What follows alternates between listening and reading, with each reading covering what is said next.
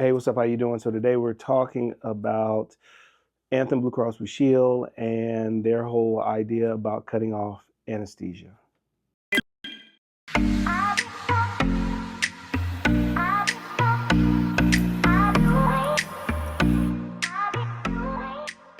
Hey, George Crawford. So here's the issue with the Anthem Blue Cross Blue Shield decision. I actually think it's probably a reasonable idea once you get into the nuts and bolts of it. This all started when they were looking at cost, and look, insurance companies right now are looking at ways to make money over the next 10 years because they're really thinking that we're probably going to go to a single payer system, probably Medicare plus 20%, which is probably a good idea for people, not hospitals, physicians, or insurance. Regardless, they were looking at a way to cut cost. And in doing that, one of the things that they've noticed over the last maybe 10, 15 years is the increase in time in anesthesia.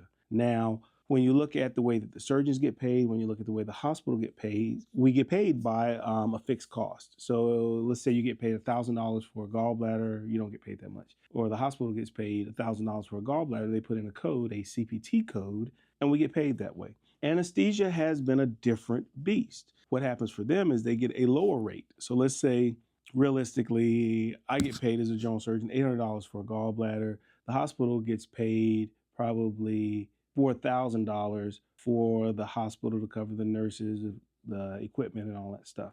Anesthesia would get paid $500 for the same CPT code, but what would happen is they would have a unit buffer. So let's say you get paid $100 a unit, and each unit is 15 minutes. So that means a gallbladder they believe should take an hour. So the insurance company says, okay, we'll pay you $500 plus the units assigned to this case. So that means 500 plus 400.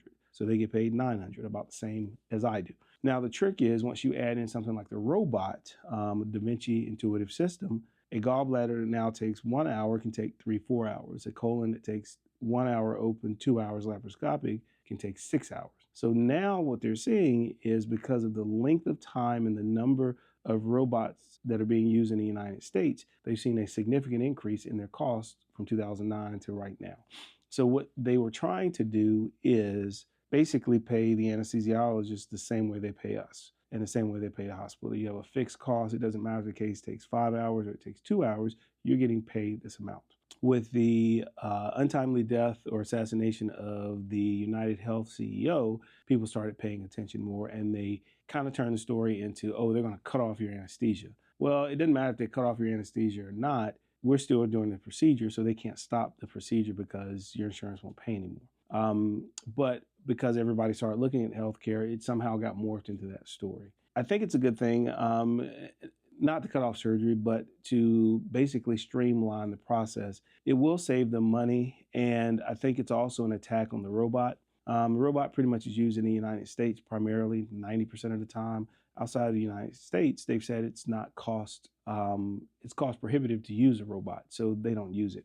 I think you'll see over the next 4 or 5 years, or maybe 4 or 5 months after we get away from United Healthcare's CEO being killed, more than likely because they deny everything, which is unfortunate and not the way to handle stuff. I think you'll see a lot of insurance companies start to consider this as a way to cut cost. The average anesthesiologist in the United States makes about $245,000 a year. So you're not really talking about taking someone that's making $1 million a year and cutting them to $245,000. They're really going to pay them exactly what they make, but they also recognize that technology is going to cause cases to take longer sometimes. And in that case, the insurance companies don't want to be penalized. If they are penalized because of these long cases, eventually, as all insurance companies do, they will pass that cost on to the consumer, which means you'll have your deductibles go up. So it's either pay the anesthesiologist in a different way, not necessarily less, or just pass that cost on to the consumer. So we'll see what happens. All right, guys, thanks for tuning in. I appreciate it. Take care. Oh, yeah, like and subscribe.